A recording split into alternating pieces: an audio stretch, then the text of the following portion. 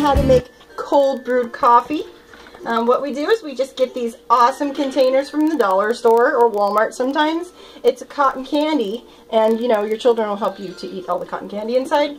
You want 2 containers. You want one to actually cold brew the coffee, and then one to put it into. You want to go to Walmart, get one of these metal strainers, coffee filter.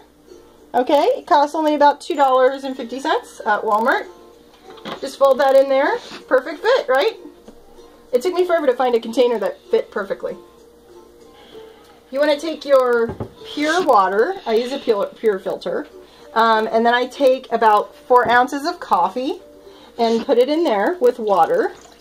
I have it real nice and clean, delicious crisp flavor. And I let this sit overnight, 8 hours or so. Yeah. Okay? Yeah.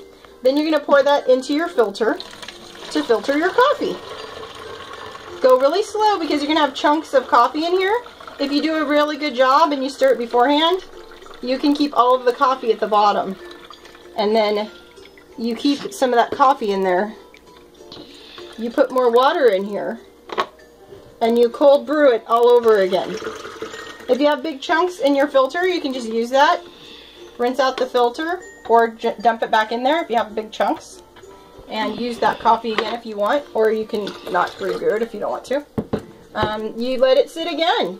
Cold brew it all over again overnight. This is how I make my iced coffee. I add milk, about yay much. Nesquik is great because it doesn't have high fructose corn syrup, and it's got this delicious chocolatey flavor, chocolate syrup. Okay, so it says do not refrigerate. Remember, don't put it in the refrigerator. It's just sugar and chocolate, but you don't want to refrigerate it. Okay, so you put that, about a little bit of sauce in there, and then if you want to, just top it off with some water, really cold water, or you can put some ice if you want iced coffee. If you want hot coffee, you can do the same thing. You can either use sugar or syrup, of course. You add a little bit of coffee in here. And then you just top it off with some hot water if you want hot coffee.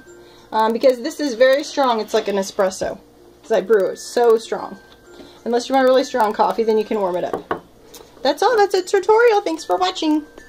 I forgot to mention this caramel syrup that is made by Nestle. And it also has no high fructose corn syrup. It's a little gummier, so it doesn't stir as well into your drink. But it's very delicious. And I keep it in my refrigerator.